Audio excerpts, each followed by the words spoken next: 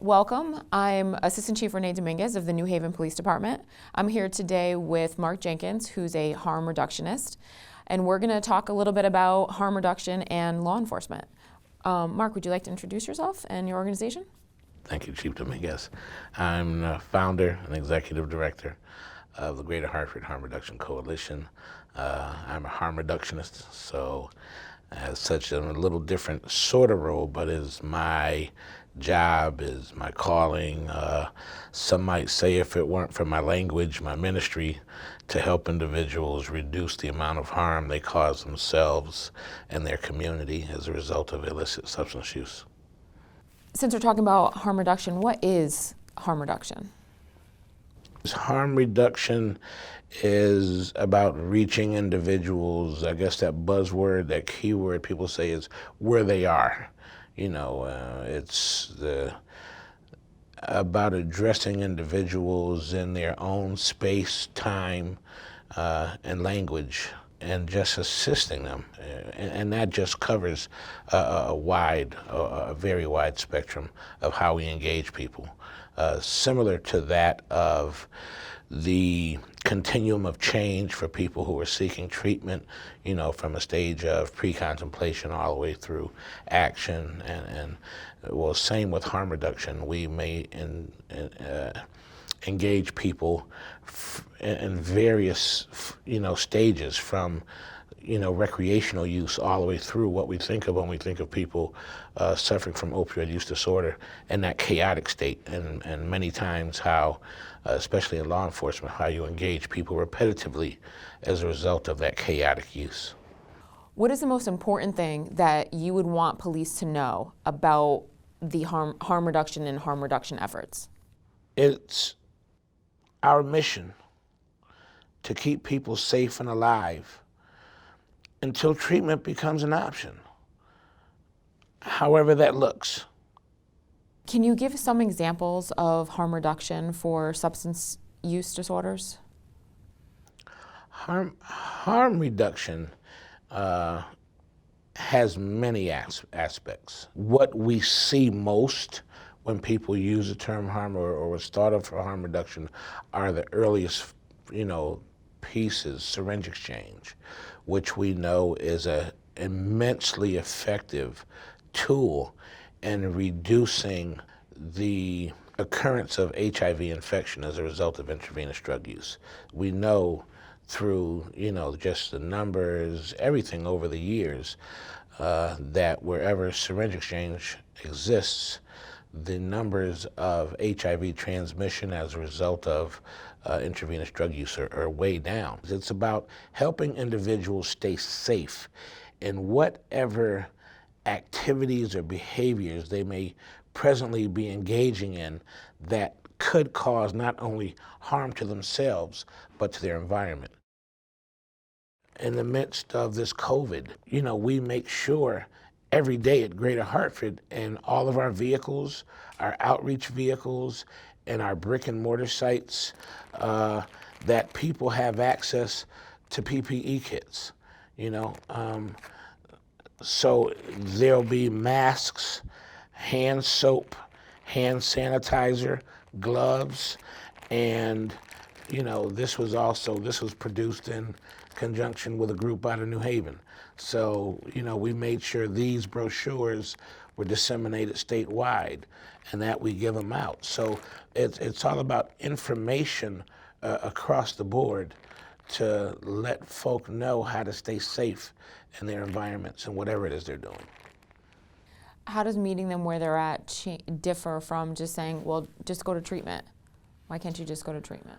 Well, first we have to ask, why do people use drugs?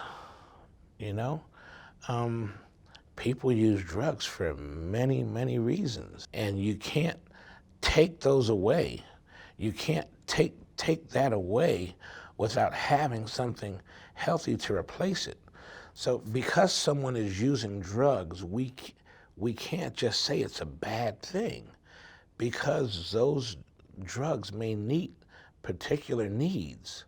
And what happens is nobody plans on that drug use blossoming into the creature it sometimes does, and that also that blossom doesn't define the individual in there. We continue to work with people to get them to a place where they're ready, either for treatment or to reduce the amount of chaotic use and balance to where maybe, they can function in society and in their communities. What are some stereotypes about harm reduction that you think people need to better understand? What has resonated the most over the years is harm reduction being an enabling act. I've heard people say over the years, Mark, you're an enabler. What you do, you're enabling. And I've got a snappy 2-word comeback, but it doesn't usually generate positive conversation after that. So over the years, I've learned to kind of dial it back and say, in some cases, and yes, I am an enabler. We enable people to stay safe. We enable people to stay safe, and we keep them engaged until they reach a point where some other form of change is an option. And I think in law enforcement, dealing with law enforcement officers is where you would maybe see that stereotype the greatest, changing the way law enforcement think about harm reduction. Yeah, but we have to understand that relationship, and things, believe me, God knows things have changed over the years, but in the larger cities in Connecticut, and especially in Hartford, we've developed, and I think we have a pretty good relationship with law enforcement, but from a law enforcement side, it's always been, stop, no, don't pass go, and on our side, we're saying, pump the brakes, looking for a middle road to say we're not the bad guys, but we understand that it's an education piece on both sides. Wherever we have the opportunity to work with law enforcement to help them understand that we're not the bad guys, that we really are trying to help these individuals wherever they are. As the chief of a police department, in law enforcement, officers will often say, well, harm reduction enables the person to continue to use. Why is that not true? Why is harm reduction not enabling?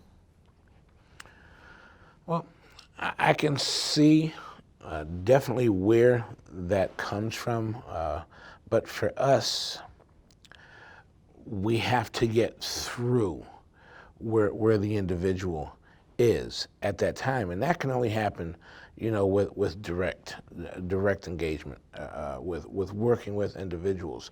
We know that the opposite of addiction is connection. So often the individuals we engage have become so separated from their families, society as a whole, that oftentimes we may be the only friendly that they encounter in the course of a day. And we're able to, through these relationships that we form, and that's really the essence of harm reduction, if you will, and going back to that answer. And that's what separates us really, is the relationships that we build while engaging individuals, as we engage them from a truly non-judgmental, place. Again, whether that is using, more safely, making sure that you have Narcan, making sure you have access to naloxone, making sure they're not using alone. We're there when they're ready for treatment. We're there. And that's another part of the essence of harm reduction, is in the moment. catching people and meeting them in that moment when they're ready to stop, is that we're there with other tools and resources at the ready to assist them to the next level. For law enforcement, the question really is about harm reduction is how providing somebody with tools to use again, with a kit that contains paraphernalia to use, how does that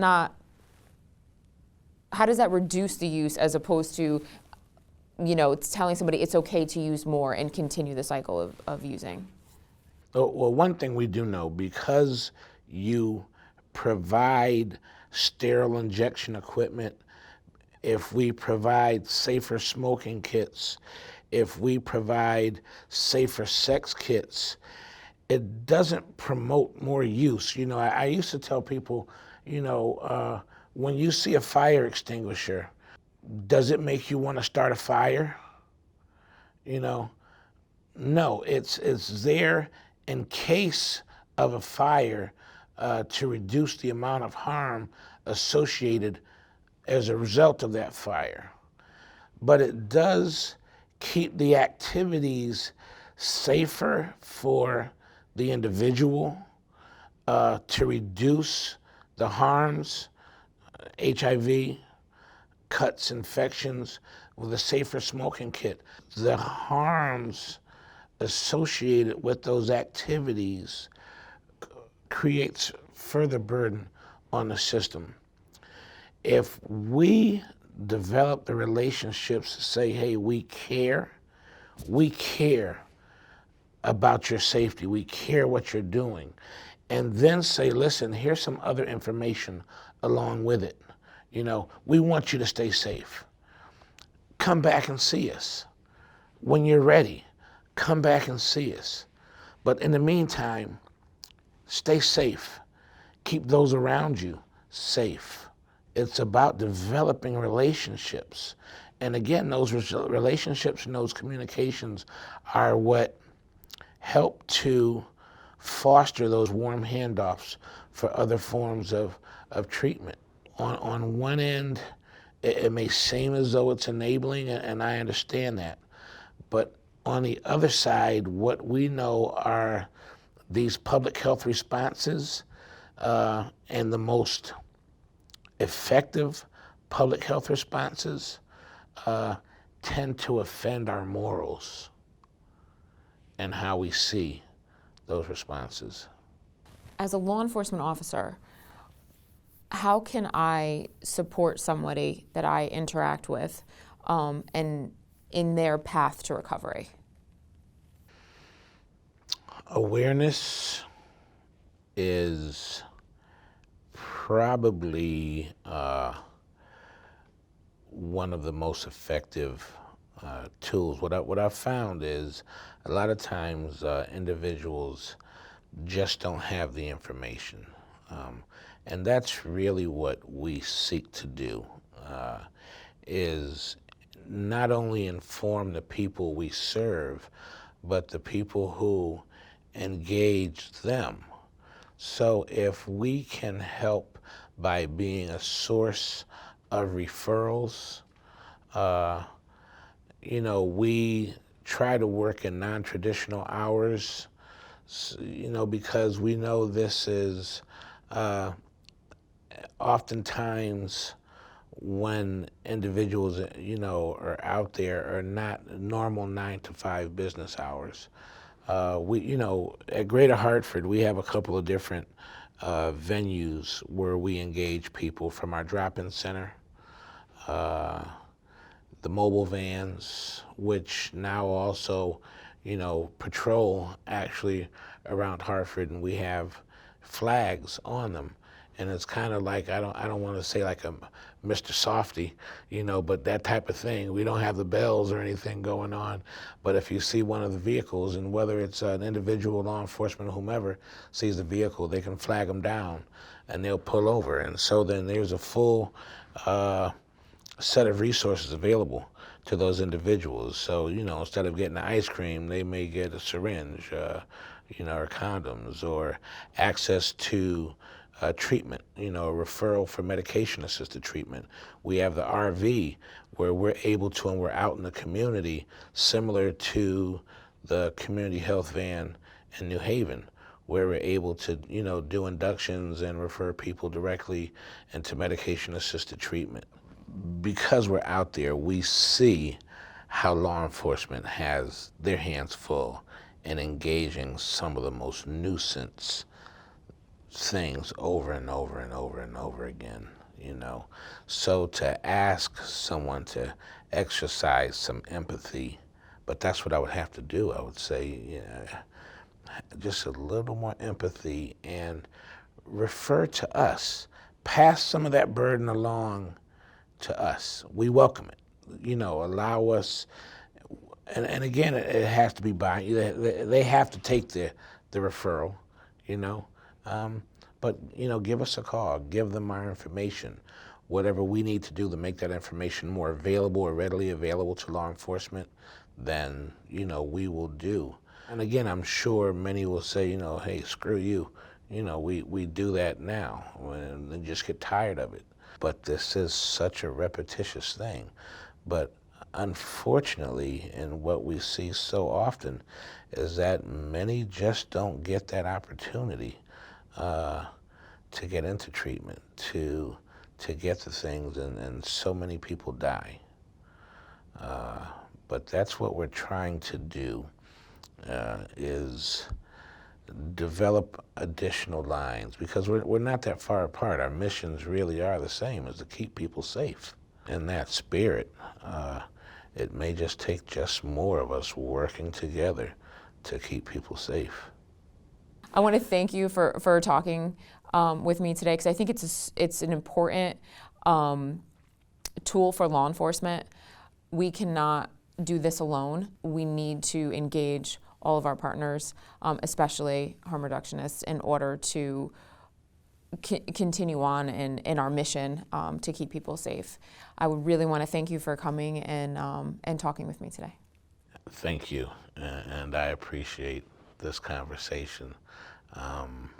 That's what we exist, is to be an extension of your work, to allow us to be an extension of the work of law enforcement, to help individuals. I think this was absolutely just fabulous, and thank you for having the conversation with me.